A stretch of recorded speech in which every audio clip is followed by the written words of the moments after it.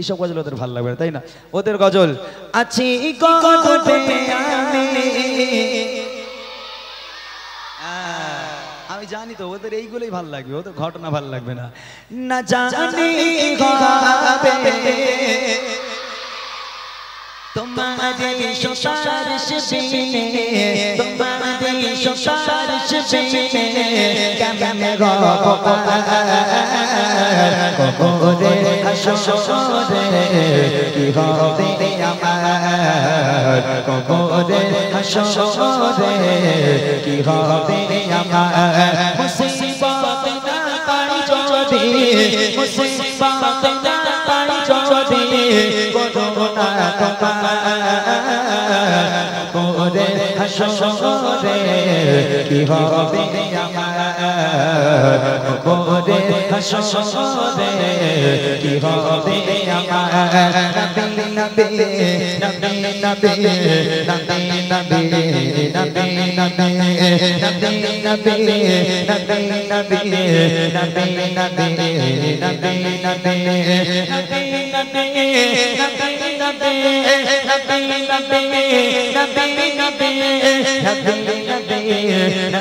নবী নবী নবী নবী নবী তুমি তো দিয়েছো দেখিয়ে আলোর পাত বলেছো সাথে দিলিতে রহমান। তুমি তো দিয়েছো দেখিয়ে আলোর পাত বলেছো সাথে দিলিতে রহমান। কেন যে বলতে আমি, কেন যে বলতে আমি করলাম জীবন কবরে হাসরে কি হবে আমার, কবরে হাসরে কি হবে আমার। মুসিবত না পাই যদি, মুসিবত না পাই যদি করোনা তোমার কবরে হাসরে কি হবে আমার, কবরে হাসরে কি হবে আমার, কবরে হাসরে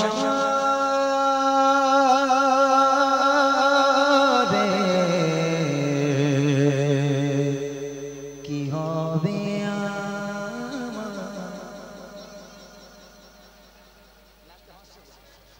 শুনলেন সুন্দর একটি কালাম। এবার সেই ঘটনামূলক কালাম শোনাবেন যে আম্মাজান খাদিজা কেমন নারী ছিলেন, সেই কালাম আপনাদেরকে শোনাবেন। তবে এই কালাম শোনার আগে এই কালামে কি শিক্ষা পাবেন সেটা আমি বলে দিচ্ছি আপনাদেরকে। কারণ নবীগণের স্ত্রীরা কেমনভাবে জীবনযাপন করেছেন আর আমাদের ঘরের স্ত্রীরা কেমন জীবনযাপন করেন।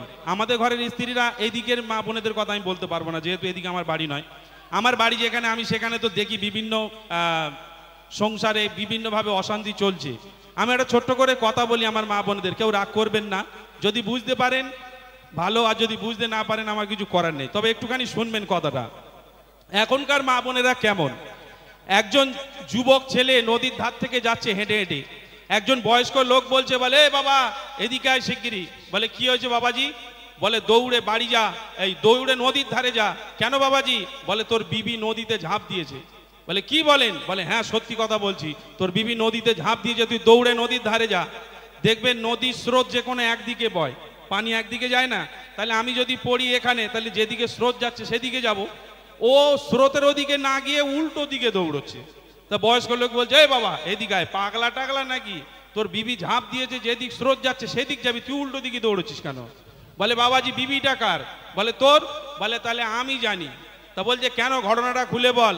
তখন সেই যুবক বলছে, বলে আমি যেদিন বলেছি গরুর গোশ রান্না করতি সেদিন উচ্ছে রান্না করে রেখে দিয়েছি, যেদিন বলেছি মুরগির গোশ রান্না করতি সেদিন পেঁপে আর মাছ রান্না করেছে, যেদিন বলেছে তুই বাপের বাড়ি যাবিনি আমার কথা তোয়াক্কা না করে বাপের বাড়ি চলে গেছে। অতএব আজকের আমার বিবি যখন নদীতে পড়েছে আমার মনে হয় স্রোতে ভেসে ওই দিক যায়নি, ও পিছনের দিকে গেছে, ওই জন্য পিছনের দিকে দৌড়চ্ছে।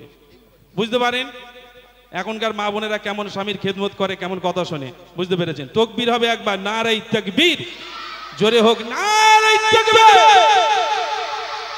খুব মনোযোগ দিয়ে শুনতে হবে গজলটি, যেহেতু এবছরে একটা সেরা গজল এই আম্মাজান খাদিজা। আমি আপনাদের প্রশ্নের মাধ্যমে আপনারা উত্তর শুনলেন, যে বোন উত্তর দিয়েছিল যে আম্মাজান খাদিজাকে আল্লাহ রসুল বেশি ভালোবাসতেন এবং আল্লাহ পাক সালাম পাঠিয়েছিল। কেন সালাম পাঠিয়েছিল আর কেন ভালোবাসতেন? দেখেন আমার মায়েরা খুব মনোযোগ দিয়ে শুনবেন গজলটি। আম্মাজান খাদিজাতুল কুবরা রাদিয়াল্লাহু তাআলা আনহা, তিনি ছিলেন বড় লোকের মেয়ে। আম্মাজান খাদিজার আব্বাজানের অনেক সয় সম্পত্তি, অনেক জায়গা জমি, সোনাদানার মালিক ছিল আম্মাজান খাদিজা। একদিন আম্মাজান খাদিজা আল্লাহ রসুলের কাছে প্রস্তাব পাঠালো, হে আল্লাহর পয়গম্বর, হে মহানবী, আমি খাদিজা আপনাকে বিয়ে করতে চাই, আপনি কি আমাকে বিয়ে করবেন? আল্লাহ রসুল বলেছিল, ও খাদিজা, তুমি কোথায় আর আমি কোথায়? তোমার আব্বাজানের এত সয় সম্পত্তি, এত জায়গা জমি, সোনাদানার মালিক তোমরা, আর আমি মোহাম্মদ, আমার তো খাওয়া হয় না। খাদিজা, তুমি কেন আমাকে বিয়ে করতে চাও? আম্মাজান খাদিজা বলেছিল, হে আল্লাহর পয়গম্বর, রতনকে রতনই চেনে, আমি জানি আপনি কেমন মানুষ। আমি খাদিজা কথা দিলাম, আমি কোনোদিন আপনাকে কষ্ট দেব না। আপনি দিনের দাওয়াত দিতে যাবেন, আমি খাদিজা আপনার ভাত রান্না করে খাওয়াবো। আপনি দিনের দাওয়াত দিতে যাবেন, আমি খাদিজা আপনার জামা কাপড় পরিষ্কার করে দেব। হে আল্লাহর পয়গম্বর, আপনি আমাকে বিয়ে করেন, আমাকে নিরাশ করবেন না। আল্লাহ রসুল এবং আম্মাজান খাদিজার বিয়ে হলো। দুজনের বিয়ে হবার পর সাংসারিক জীবন তাদের কেমন ছিল, স্বামী স্ত্রীকে কেমন মহাব্বত করতেন আর স্ত্রী স্বামীকে কেমন মহাব্বত করতেন, কেমন আদবের সঙ্গে তারা চলতেন, কি শিক্ষা আমার মায়েদের জন্য তারা দিয়ে গেছে ছন্দের মাধ্যমে। কবি লিখছে, খুব মনোযোগ দিয়ে শুনবেন। কেমন ভালোবাসে নবী আম্মা খাদিজা, কেমন ভালোবাসে নবী আম্মা খাদিজা, যে ভালোবাসায় খুশি হতেন আল্লাহ দয়াময়, যে ভালোবাসায় খুশি হতেন আল্লাহ দয়াময়। কেমন ভালোবাসে নবী আম্মা খাদিজা, কেমন ভালোবাসে নবী আম্মা খাদিজা, যে ভালোবাসায় খুশি হতেন দয়াময়, যে ভালোবাসায় খুশি হতেন আল্লাহ দয়াময়। ধনী ঘরের দিলে হয়ে আম্মা খাদিজা, নবীর কাছে এসে বলে করব ছেলেকা। ধনী ঘরের দিলে হয়ে আম্মা খাদিজা, নবীর কাছে এসে বলে করব ছেলেকা। নবী বলে, ও খাদিজা কেন চাও আমায়? নবী বলে, ও খাদিজা কেন চাও আমায়? রতনকে রতনে ছেড়ে অন্যকে গো নয়, ও গো রতনকে রতনে ছেড়ে অন্যকে গো নয়। কেমন ভালোবাসে নবী আম্মা খাদিজা, কেমন ভালোবাসে নবী আম্মা খাদিজা, যে ভালোবাসায় খুশি হতেন আল্লাহ দয়াময়, যে ভালোবাসায় খুশি হতেন আল্লাহ দয়াময়। দিনের দাওয়াত দিতে গেলেন নবী। আল্লাহ রসুল দিনের দাওয়াত দিয়ে কোনোদিন রাত 12টা, কোনোদিন 1টা, কোনোদিন 2টো আল্লাহ রসুল বাড়িতে আসতো। একটা দিনের জন্য আল্লাহ রসুল রাত বেরাত বাড়িতে এসে দরওয়াজার সামনে দাঁড়িয়ে আল্লাহ রসুল কোনোদিন দুবার দরওয়াজায় টোকা মারার প্রয়োজন পড়েনি। আল্লাহ রসুল যত রাত্রের বেলায় বাড়িতে আসুক না কেন, বাড়িতে এলো, দরওয়াজার সামনে দাঁড়িয়ে একবার টোকা মারলো, সঙ্গে সঙ্গে দরজা খুলে যেত। আম্মাজান খাদিজার সামনে দাঁড়িয়ে আছে। আল্লাহ রসুল বলছেন, ও খাদিজা, তুমি কি সারা রাত ঘুমাও না? বলে, কেন? বলে, না, আমি যখনই বাড়িতে আসি দরওয়াজায় টোকা মারার আগে তুমি দরজা খুলে দাও। কেমন করে পারো খাদিজা, তুমি কি ঘুমাও না? আম্মাজান খাদিজা সেদিন বলেছিল, হে আমার স্বামী, হে আল্লাহর পয়গম্বর, আপনি যখন বাইরে বাইরে থাকেন আমি খাদিজা ঘুমোতে পারি না, বড় টেনশন হয়, বড় ভয় হয়, না জানি কাফেরেরা আপনার উপর কোনো আক্রমণ করলো কিনা, কাফেরেরা আপনার কোনো ক্ষতি করে দিল কিনা। এই টেনশনে, এই চিন্তায় আমি খাদিজা সারা রাত ঘুমোতে পারি না, আপনার জন্য অপেক্ষা করে করে দরওয়াজার গোড়ায় বসে থাকি। আহারে কি ভালোবাসা! আমার ঘরের মায়েরা পারবে? আম্মাজান খাদিজা আল্লাহ রসুলের অপেক্ষা করতো সারা রাত ধরে।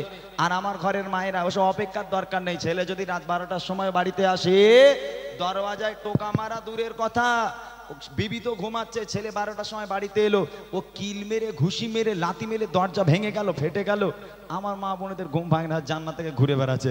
উদি বলে, আমার স্বামী আমার সোনার চাঁদ, খুব ভালোবাসি, এদিকে জান্নাত থেকে ঘুরে বেড়াচ্ছে। আহা হা! আম্মাজান খাদিজা কেমন ভালোবাসতো, কবি লিখছে দেখেন। দিনের দাওয়াত দিতে নবী যায় গো তারে দাঁড়াতে অপেক্ষায় বসে থাকে বিবি নিজের ঘরে দিনের দাওয়াত দিতে নবী যায় গো তারে দাঁড়াতে অপেক্ষায় বসে থাকে বিবি নিজের ঘরে দরজা টোকা দেবার সাথে দরজা খুলে যায় দরজা টোকা দেবার সাথে দরজা খুলে যায় বিবি বলে আপনি ছাড়া ঘুম নাহি হয় ও গো বিবি বলে আপনি ছাড়া ঘুম নাহি হয় কেমন ভালোবাসে নবী আম্মা খাদিজা কেমন ভালোবাসে নবী আম্মা খাদিজা যে ভালোবাসায় খুশি হতে আল্লাহ দয়াময় যে ভালোবাসায় খুশি হতে আল্লাহ দয়াময় একদিন নবী পাক বাড়িতে এলো দরওয়াজায় টোকা মারলো দরওয়াজা খুলে গেল আম্মাজান খাদিজা সামনে দাঁড়িয়ে আছে আল্লাহ রসুল আম্মাজান খাদিজাকে দেখে হাউমাউ করে কেঁদে উঠেছে কেন জানেন আল্লাহ রসুল দেখছেন মা খাদিজা দাঁড়িয়ে আছে আর খাদিজার জামাটা এমন ভাবে ছেঁড়া এমন ভাবে ছিঁড়ে গেছে আম্মাজান খাদিজার জামাটা ও জামা সেলাইও করা যাবে না তাবলিও মারা যাবে না ই দেখে আল্লাহ রসুল হাউমাউ করে কেঁদে উঠেছে আম্মাজান খাদিজা কাঁদতে কাঁদতে বলে হে আমার স্বামী আপনি কাঁদছেন কেন আমার দ্বারা কি কোনো বেয়াদবি হয়ে গেল কষ্ট পেলেন কেন কাঁদছেন আপনি আল্লাহ রসুল বলছেন ও খাদিজা তুমি কোন ঘরের মেয়ে খাদিজা তোমার আব্বা জানের এত সয় সম্পত্তি এত জায়গা জমি সোনাদানার মালিক তোমরা খাদিজা ও খাদিজা তুমি আমাকে বিয়ে করে তোমার অবস্থা দেখো তোমার জামাটা এমন ভাবে ছিঁড়ে গেছে আমি তোমার স্বামী হয়ে সেলাইও করে দিতে পারবো না ও খাদিজা আমি তোমাকে ভালো রাখতে পারলাম না আম্মাজান খাদিজা বলছে হে আমার স্বামী আমি কোনোদিন আপনার কাছে কষ্ট পাইনি তবে জীবনে তো কিছু চাইনি তিনটে জিনিস চাইবো আমাকে দেবেন আল্লাহ রসুল বলছেন বলো খাদিজা তুমি কি চাও বলো আমাকে আম্মাজান খাদিজা বলছে আমার প্রথম নম্বর আবদার আমি খাদিজা যেদিন ইন্তেকাল হয়ে যাব আমি খাদিজা যেদিন মারা যাব ওই দোকান থেকে কাফন কিনে পরালে হবে না তাহলে আপনার এই পিরান আপনার এই জুব্বা আমাকে কাফন করে দিতে হবে দ্বিতীয় নম্বর আবদার হলো যখন আমি খাদিজা আমাকে কবরে শোয়ানো হবে কবরে শোয়ানোর আগে আপনি নিজে কবরে নামবেন কবরে নেমে কবরের চারপাশটা একবার হাঁটবেন কেননা আমি খাদিজা কবরের আযাবের ভয় পাই কবর যদি আমাকে আযাব দেয় পিষে দেয় আপনার পায়ের ছাপ থাকলে কবর আমাকে আর আযাব দেবে না আর তিন নম্বর আবদার হলো মুনকার নেকির ফারিস্তারা যখন কবরে আমার সওয়ালের জবাব করবে আমার কবরের ধারে আপনাকে বসে থাকতে হবে আপনি বাড়ি যেতে পারবেন না এই তিনটা আবদার আমার রাখবেন আল্লাহ রাসূল বলেন ও খাদিজা তোমার তিনটা আবদার আমি মেনে নিলাম তোমার তিনটা আবদার আমি পূরণ করব আমার মায়েরা এরকম আবদার করে হ্যাঁ কোনো মায়েরা আবদার করে স্বামীর কাছে যে দেখো আমি মরে যাওয়ার পর একটু মৌলভী সাহেব দাওয়াত করে খাইও একটু এতিম মিসকিনকে দাওয়াত করে খাইও কবরে একটু গিয়ে জিয়ারত করো আমার মায়েদের এরকম আবদার হয় ওই সব না আমার মায়ের আবদার করবে এই দেখো এই বকরিদ হয়ে গেলে একটু দীঘায় যাবে না একটু বকখালি যাবে না আমার মায়েদের আবদার এরকম কিন্তু আম্মাজান খাদিজা কি আবদার করেছিল কবে লিখে দেখেন বিবি বলে ও গো স্বামী মরণের পরে কবরে শোয়াবেন আমায় জুতা কাফন করে কবরের চারিপাশে ঘুরবেন হেঁটে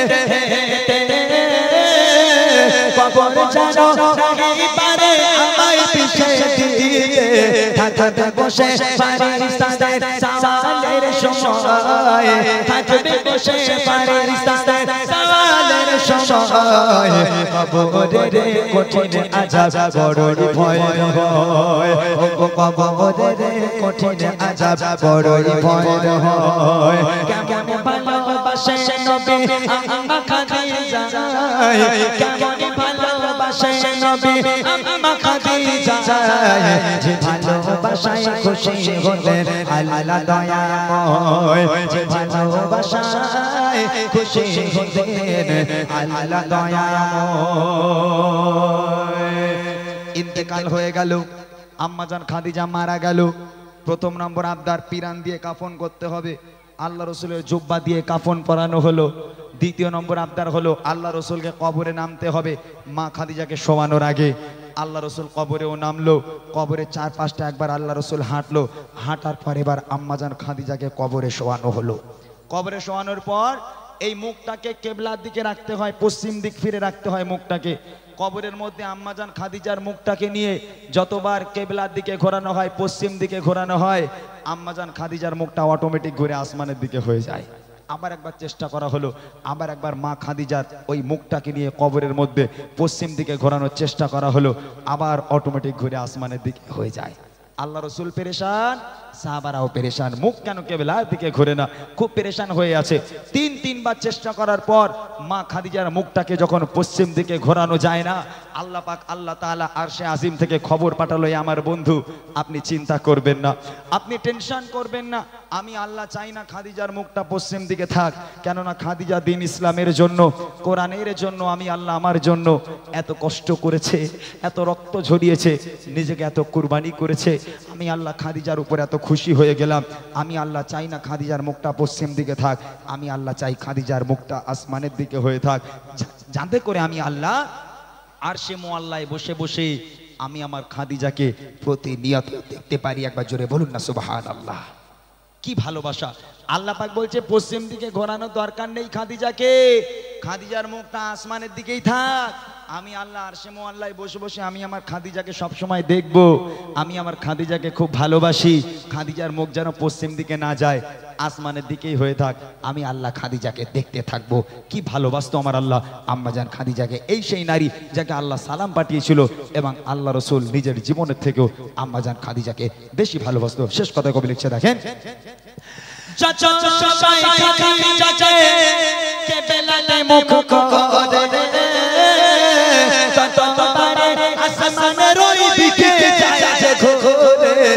আল্লাহ বলে ও গো নবী চিন্তার কিছু নাই, আল্লাহ বলে ও গো নবী চিন্তার কিছু নাই, খাদিজা যাকে দেখবো বলে আমি সর্বদা, ও গো খাদিজা যাকে দেখবো বলে আমি সর্বদা, কেমন ভালোবাসে নবী আমা খাদিজা, কেমন ভালোবাসে নবী আমা খাদিজা, যে ভালোবাসায় খুশি হতে আল্লাহ দয়াময়, যে ভালোবাসায় খুশি হতে আল্লাহ দয়াময়, যে ভালোবাসায় খুশি হতে আল্লাহ দয়াময়, যে ভালোবাসায় খুশি হতে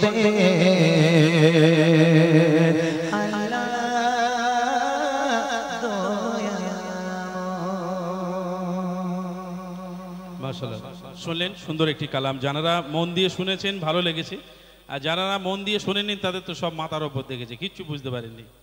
যাই হোক, এইভাবে হবে, আপনারা রিকোয়েস্ট করেন, আমার ভাইরা বারবার বলছে আব্বাস সিদ্দিকী ভাইজানকে নিয়ে একটি কালাম গাওয়ার জন্যে, ইনশাল্লাহ হবে। আর বলছে খোকা মাওলানা না কি বললে, মাওলা বক্স, মাওলা বক্সের নকল, আসলে ও লোকের নকল আমরা করি না, কারণ ও লোকের নকল করতে গেলে একটু গ্যাংড়াতে হবে, নাহলে ও লোকের নকল হবে না, তাই না? না আমি পারি না, ইমরান ভাই পারে, আমি কারুর নকল পারি না, আমি একটাই লোকের নকল, তাও না, ওর কথাগুলো আমার খুব ভালো লাগে, এই আব্বা চোখ বুলু হয়ে যাবে, শুধু এইটাই ভালো লাগে আমার।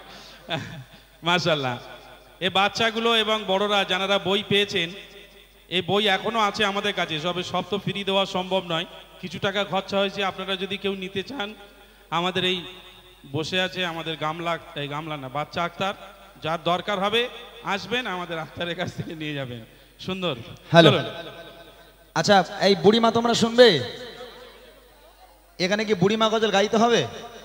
বুড়িমাটা নয় থাক, হ্যাঁ আগে হয়েছে, বুড়িমা গজল গেয়েছিলাম আগে, হ্যাঁ একটু জোরে বলেন, বুড়িমা গজল কি গাইতে হবে? আচ্ছা, রিকোয়েস্টের কালামগুলো এবার আমি একটু একটু করে গাই, যেহেতু অনেকগুলো রিকোয়েস্ট করেছিল, এখনো তো একটাও রিকোয়েস্ট আমার গাওয়া পড়েনি, সেই রিকোয়েস্টগুলো কোথায় রে বাবা আক্তার, কোথায় রিকোয়েস্টগুলো কোথায়, আমাকে একটু দাও।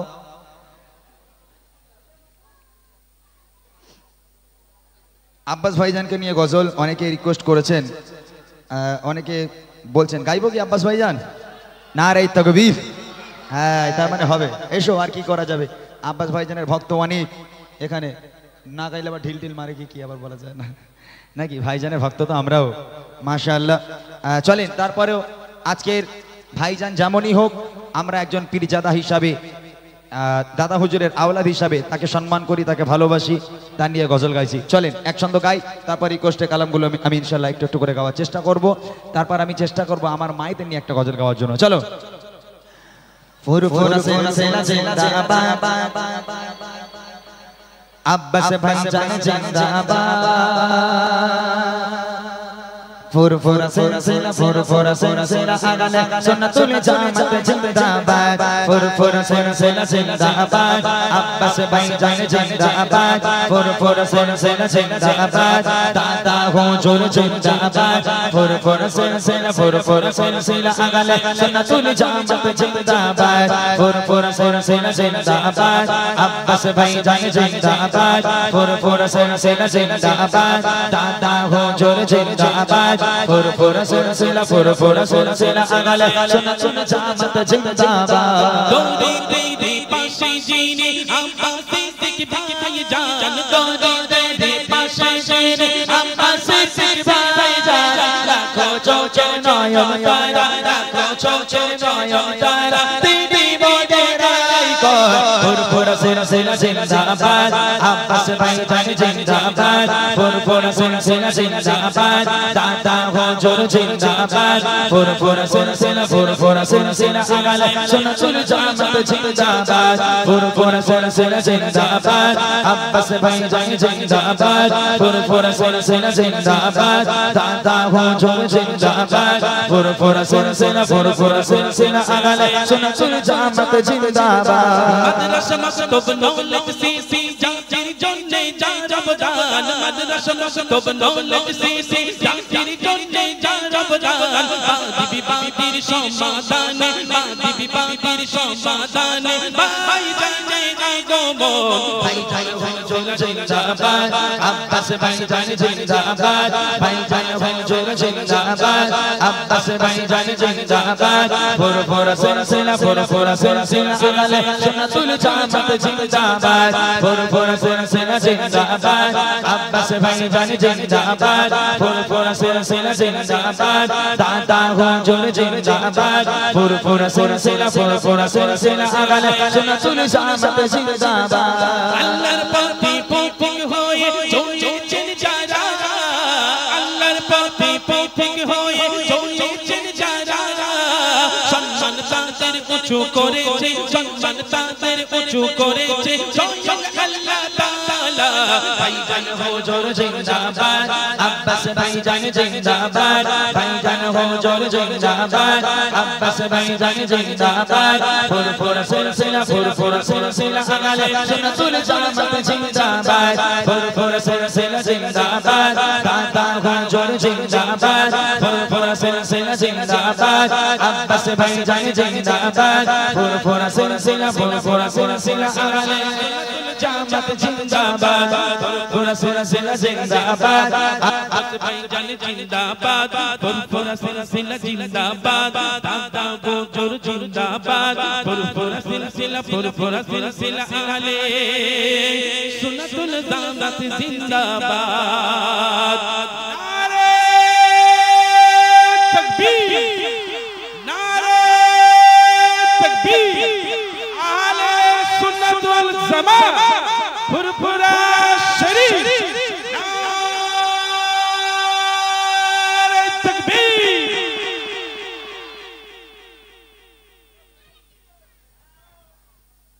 যাক মাশাআল্লাহ, আমার এই ভাইটি রিকোয়েস্ট করেছিল গজলটা, কিছু উপহার দিলেন।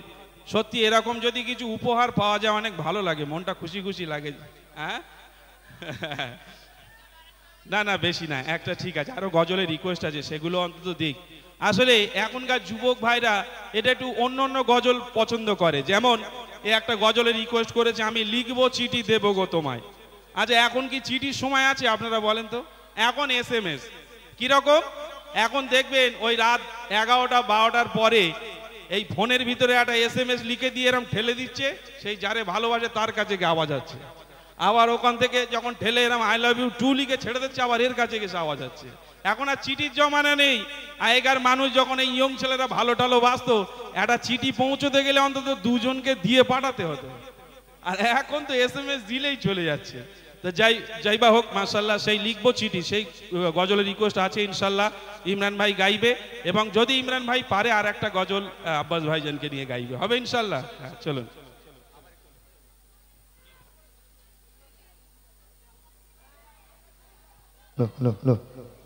যাক আলহামদুলিল্লাহ, ভাইজানের ভক্ত এখানে অনেক, আলহামদুলিল্লাহ। আমি চেষ্টা করব আবার ভাইজানকে নিয়ে একটু পরে আবার গাওয়ার জন্য। অপেক্ষা করেন, অপেক্ষা করলে ইনশাল্লাহ আপনাদের জন্য ভাইজানকে নিয়ে গজল আমি আবার শোনাবো। চলেন, এই যে বুড়িমা গজলটা হয়তো আমি এখানে গেয়েছি কিনা আমার মনে নাই, আমার ঠিক মাথায় আসছে না, তারপরে আমি আপনাদেরকে একটা কথা বলি। এই বুড়িমা গজলটা প্রায় 8-9 বছর ধরে আমি গাইছি। আজও পর্যন্ত এমন কোনো জায়গা নেই যেখানে আমি 7-8 বছর ধরে যাচ্ছি সেখানেও প্রতিবারে আমাকে বুড়িমা গাইতে হয়। এই বুড়িমা গজলটার এত ভক্ত কেন জানেন? এই বুড়িমা গজলটা মানুষের কাছে এত ভালোবাসা কেন পেয়েছে তার একটা কারণ আছে। আমি এই বুড়িমা গজলটা লিখেছিলাম এরকম একটা ঈদেই, কোন একটা ঈদে, মানে আমি ঈদের নামাজ পড়ে বাইরে আসছিলাম, দেখলাম কিছু মায়েরা হাত পেতে দাঁড়িয়ে আছে। চিন্তা করলাম, আল্লাহ, এই সমস্ত মায়েদের সন্তানগুলো কোথায়? এই সমস্ত মায়েরা ভিক্ষা করছে, না আছে পরনে নূতন কাপড়, না আছে পেটে কোনো খাবার, তারা ভিক্ষা করছে। চিন্তা করলাম সন্তানগুলো কোথায়? তাদের কাছ থেকে খোঁজ নিলে, ভালো করে বুঝলে দেখতে পাওয়া যায় তাদের সন্তানগুলো আয়েশ আরাম করে স্ত্রী পুত্রকে নিয়ে তারা জিন্দেগি যাপন করে। আর যে মা 10 মাস 10 দিন গর্ভে ধারণ করে লালন পালন করে বড় করে মানুষ করে, সেই মা রাস্তায় রাস্তায় ভিক্ষা করে। আল্লাহ পাক কোরআন শরীফের মধ্যে বলেন, বিসমিল্লাহির রহমানির রহিম, ওয়াকাদা রাব্বুকা আল্লা তা'বুদু ইল্লা ইয়্যাহু ওয়া বিল ওয়ালিদাইনি ইহসানা। এ আমার বান্দা বান্দিরা, আমি আল্লাহ পাক আল্লাহ তাআলা আমার ইবাদত বান্দেগি করার পর দ্বিতীয় নম্বর ইবাদত তোর বাপ মায়ের প্রতি ইহসান করা, বাপ মাকে ভক্তি করা, মহাব্বত করা। সেই বাপ মা আজকে লোকের বাড়িতে কাজ করে, সেই বাপ মা আলাদা খায়, সেই বাপ মা দাঁড়ে দাঁড়ে ভিক্ষা করে। কিন্তু কেন? আল্লাহ পাক তিনি নিজে বলছেন, আমার পরে যদি কারোর ইবাদত করতে হয় বাপ মায়ের করো, বাপ মায়ের ইবাদত বান্দেগি করো, বাপ মাকে সেবা করো। আর সেই বাপ মা আমাদের আজকের আলাদা খায়। একটা গজল আমি ছোট্ট করে শোনাবো। যে সমস্ত মায়ের সন্তানগুলো এখানে আছে, মা কি জিনিস, আল্লাহ পাক আম্মা জানকে কি নিয়ামত দিয়েছেন। বুড়িমাতে বলেছিলাম মায়ের বুকের খাঁচায় লাথি মেরে সন্তান বাড়ি থেকে তাড়িয়ে দেয়, তবে ওই মা যখন ওই সন্তানকে জন্ম দিয়ে বড় করেছে, মানুষ করেছে, কতটা কষ্ট সেই মা করেছে এই সন্তানের জন্য। ছোট্ট আকারে আপনাদের জন্য শোনাচ্ছি মা কি জিনিস, কবি ছন্দের মাধ্যমে লিখে শুনবেন। সারা দুনিয়া ঘুরে মায়ের সমান পাবে না, সারা দুনিয়া ঘুরে মায়ের সমান পাবে না। সারা তো ছাড়া এ দুনিয়ায়, সারা তো ছাড়া এ দুনিয়ায় কেউ তো আপন হবে না। সারা দুনিয়া ঘুরে মায়ের সমান পাবে না, সারা দুনিয়া ঘুরে মায়ের সমান পাবে না। সারা তো ছাড়া এই দুনিয়ায়, সারা তো ছাড়া এই দুনিয়ায় কেউ তো আপন হবে না। সারা দুনিয়া ঘুরে মায়ের সমান পাবে না, সারা দুনিয়া ঘুরে মায়ের সমান পাবে না। একটা মা যখন একটা বাচ্চাকে জন্ম দেয়, ওই সন্তান মায়ের কোলে পায়খানা করুক, পেশাব করুক, ওই সন্তান মাকে ঘুমাতে দেয় না, খেতে দেয় না, সারাটা রাত জ্বালাতন করে। একটা দিনের জন্য কোনোদিন কোনো মা বলেছে, হতভাগা সন্তান, আজ থেকে আমি তোকে নিয়ে ঘুমাবো না, তুই অন্য ঘরে ঘুমা, আমি মা অন্য ঘরে ঘুমাই। তুই আমাকে খেতে দিস না, আমাকে ঘুমাতে দিস না, আমি মা তোকে নিয়ে ঘুমাবো না, দূর হয়ে যা, আজ থেকে অন্য ঘরে ঘুমা, আমি মা অন্য ঘরে ঘুমাবো। কোনো মা বলতে পারে? ওই সন্তান মায়ের কোলে পায়খানা করুক, পেশাব করুক, আর যাই করুক না কেন, সারাটা রাত ওই মা ওই সন্তানকে পোছাপুছি করিয়ে দিয়ে সুন্দর করে আরামের বিছানায় ঘুম পাড়িয়ে দিয়ে সারা রাত বসে বসে মা পাহারা দেয়, ওই বাচ্চা যেন আবার না ঘুম ভেঙে যায়। আর সেই বাপ মা বুড়ো বুড়ি হয়ে গেলে হাঁটতে পারে না, চলতে পারে না, যদি ঘরে কিংবা বারান্দায় একটু পায়খানা করে ফেলে, একটু পেশাব করে ফেলে, তখন ছেলে বউর ঘাড়ে বাজ পড়ে। আপনারা রাগ করবেন না, আপনারা খুব ভালো, আমি জানি আপনারা শাশুড়িকে আপনারা খুব ভালোবাসেন, এটা আমি খুব ভালো জানি। অনেক মেয়েরা আছে স্বামীর বলবে, ওখানে এই দেখো তোমার মা ঘরে বসে বসে হাঁকবে, আমি পরিষ্কার করবো, ও হবে না, ও বুড়ো বুড়ি ঘর নোংরা করে, আগে বাড়ি থেকে বের করো। হ্যাঁ, ওই সন্তান আজকের বৌমার পাল্লায় পড়ে উঠোনে যে জায়গাটুকু ছিল, একটা তিরপল বা একটা টিন দিয়ে চাল তৈরি করে একটা তক্তপোষ ঢুকিয়ে দিল, বাপ মা ওর মধ্যে পচে মরুক। আল্লাহ পাক বলে ওয়াকাদা রাব্বুকা আল্লা তা'বুদু ইল্লা ইয়্যাহু ওয়া বিল ওয়ালিদাইনি ইহসানা। আমি আল্লাহ আমার ইবাদত বান্দেগি করার পর দ্বিতীয় নম্বর ইবাদত তোর বাপ মায়ের প্রতি ইহসান করা, বাপ মাকে মোহাব্বত করা, ভক্তি করা। সেই বাপ মাকে তুমি আলাদা করো। কবি লিখছে দেখেন, বিনা শর্তে ভালোবাসা থাকে সদা চাচার মনে, সুখে দুঃখে মুসিবতে আগলে রাখে মা প্রতিক্ষণে। বিনা শর্তে ভালোবাসা থাকে সদা চাচার মনে, সুখে দুঃখে মুসিবতে আগলে রাখে মা